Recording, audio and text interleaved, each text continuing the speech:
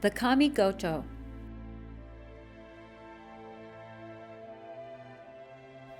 The word Kamigoto means words of Kami, implying divine communication.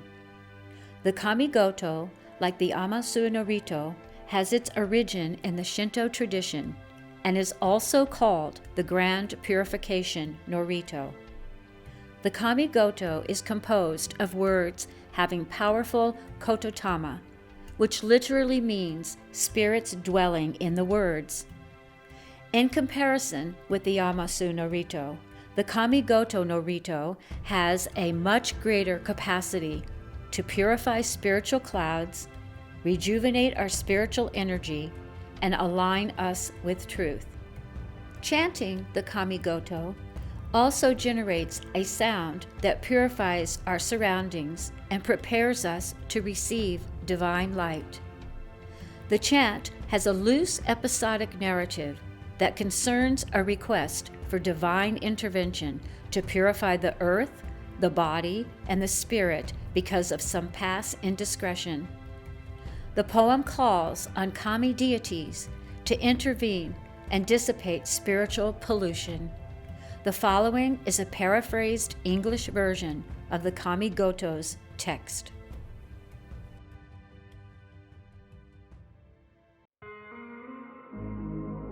Kamigoto, words of the Kami. High on a heavenly plateau, the primordial Kami spirits, Kamurogi and Kamuromi, called for a divine convocation of the myriad heavenly Kami deities. There, the gathered deities proclaimed the reign of the sovereign grandchild of the heavenly Kami over the land of plentiful reeds and rich grain. However, the earthly Kami of that land were wild and unruly. The heavenly Kami asked for their respect, but they refused. So the heavenly Kami expelled them all and silenced all the rocks, tree stumps, and leaves that questioned the grandchild's legitimacy. Thus, the grandchild departed from his heavenly rock. Parting and dispersing the tears of clouds, the heavenly Kami cleared the way for the grandchild's descent to the land. Thus, the land was entrusted to him. The land was at the heart of the earth's four quarters. Its central region was pacified as the land of the midday sun. There the columns of a palace were set in firm bedrock, and the structure's crossbeams rose high toward the heavenly plateau. When the palace was finished, the grandchild took shelter in it and ruled in peace, and henceforth heavenly people multiplied in that fair realm. Their progeny, however, committed various transgressions, giving rise to many heavenly and earthly spiritual defilements. Thus, a purification ceremony is held. Blocks of wood, as hard as iron, are laid on great altars. Twigs of pure hemp are chopped at both ends, then sliced. Here, chant the solemn words of a heavenly Norito prayer.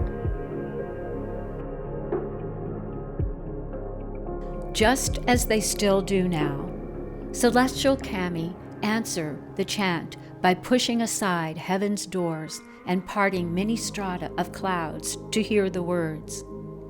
Below, earthly Kami climb to the summits of mountains, both high and low, to part the mist so that the prayers can be heard.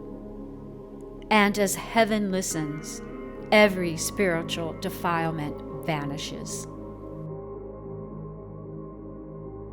As gusts of wind dissipate blankets of clouds, as breezes dissolve the mist of dawn and dusk, as a massive ship sails from the harbor and disappears into the vast ocean, as clusters of thickets are cleared from the hill by a fire-tempered sickle, all spiritual defilements disappear.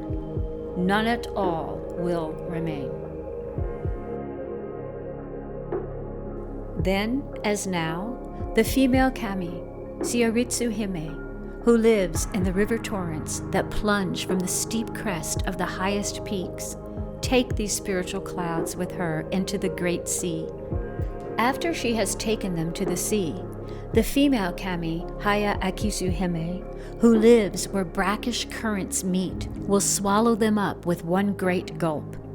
After she has swallowed them, the male kami, Ibukido Nushi, who lives where great tornadoes are raging, will blow them to the netherworld.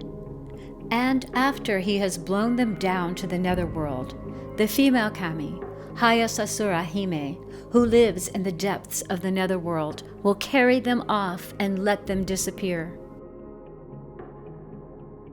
Upon receiving works of the four noble deities of purification, we now plead that all our spiritual defilements of body and mind be purified. Thus, we humbly pray.